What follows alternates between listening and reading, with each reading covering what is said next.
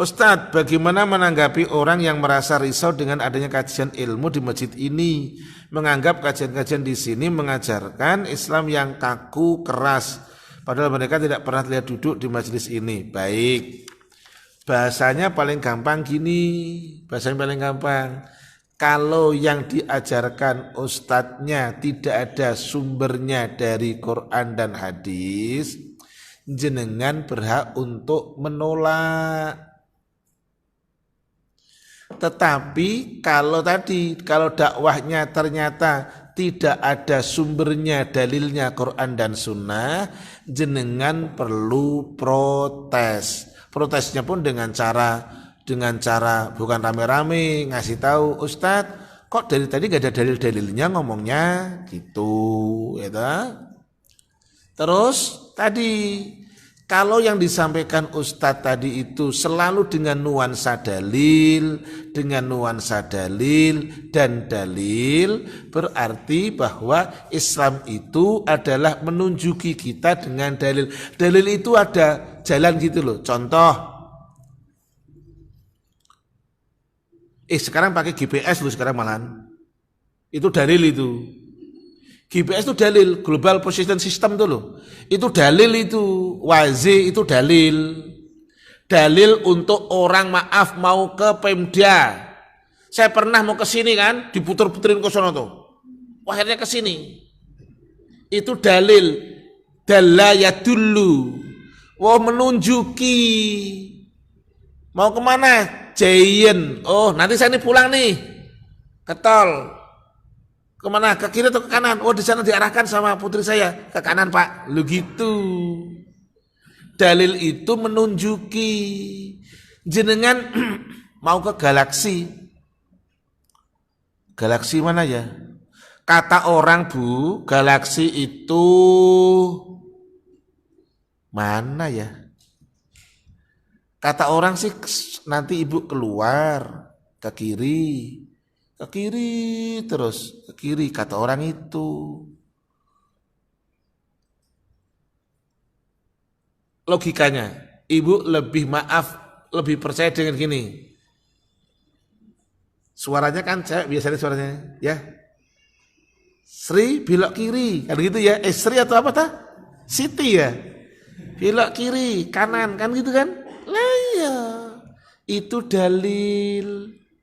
Untuk urusan dunia saja pakai dalil, apalagi aku pakai apalagi untuk urusan agama. Jadi mesti pakai dalil, jangan pobi dengan dalil. Bentar-bentar dalil, jangan begitu. Ya harus pakai dalil. Paham ya? Gitu. Lah, persoalannya saya mengajak sekarang kaum akhwat, kaum yang ikhwan untuk tidak bersikap eksklusivisme. Loh. Jangan bersikap eksklusif ketika bertemu dengan sesama mereka orang muslim yang mungkin secara malabisnya, secara pakaiannya mungkin belum sama dengan kita. Hadisnya jelas. Jangan minta disalami, tapi ibu menyalami dulu, bapak ngomong dulu. Karena hadisnya begini, hakul muslimi al muslimi situn, hak muslim satu dengan yang lain ada 6. Idza laqitahu fasalim alaih, kalau kamu berjumpa dengannya ucapkan salam, kamu berjumpa. Hadisnya enggak begini, ketika kamu berjumpa dengannya nunggu dia ngucapin salam, enggak gitu. Itu namanya al hadisu wal ngarangiu. Oh no, hadisnya kan jelas kan, kalau berjumpa dengan dia ucapan no salam, ngono. Lah terkadang kita bersikap eksklusif karena performan beda, terkadang kita tidak mau tegur, sapa, atau mereka bapak ibu tegur, mereka cicing, diem, ya ndak usah masalah, ndak apa-apa. Gitu loh. Intinya kayaknya pertanyaan yang kedua ini adalah berangkat dari sikap orang yang sangat eksklusif ketika di tengah masyarakat, ya kan? Baik. Tapi berbeda materinya dengan kata uzlah dan khultoh, berbeda. Karena ketika soal uzlah dan khultoh ini sudah soal masalah ibadah dan akidah. Contoh, ada orang yang tidak keluar, ada gembreng-gembreng tidak keluar, ada Agustusan nyanyi tidak keluar. Jangan kemudian dikaitkan dengan itu, enggak. Loh, gak pernah keluar, wadah apa-apa. Loh, berbeda ayatnya tadi, Al-Qasas 28, surat 28 ayat 5. Dengerin yang tidak manfaat, dia maaf. Iya, di rumah air. Berjumpa dengan itu dia maaf lalui aja, jaga kemuliaan diri, harus dibedakan ya. Tapi untuk maaf, untuk soal yang baik, umat Islam akan menjadi yang terbaik gitu, berusaha menjadi yang the best.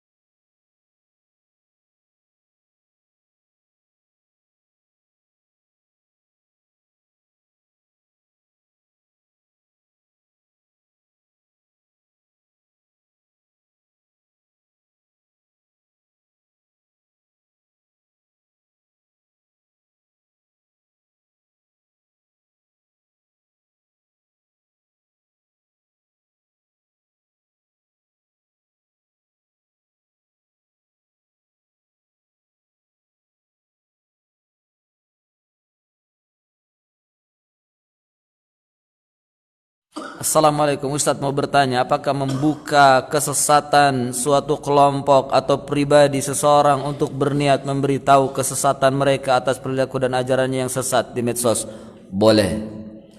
Ya, ini bagian daripada hijrul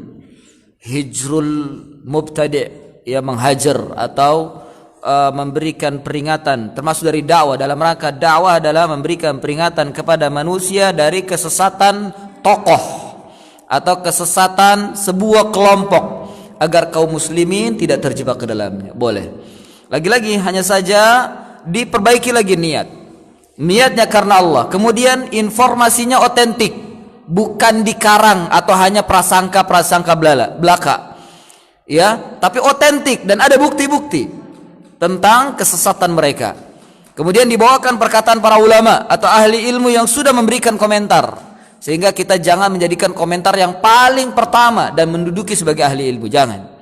Ya, berikan perkataan ulama yang menyatakan bahwasanya ajaran ini adalah ajaran yang sesat. Minimal ya ulama lokal yang berdasarkan dengan Al-Quran dan Sunnah, sehingga kita tidak berkata dengan kata-kata kita sendiri. Naam, ini sangat bagus sekali di media, karena banyak sekali kesesatan atau kelompok-kelompok sesat yang menebarkan ajarannya di media sosial.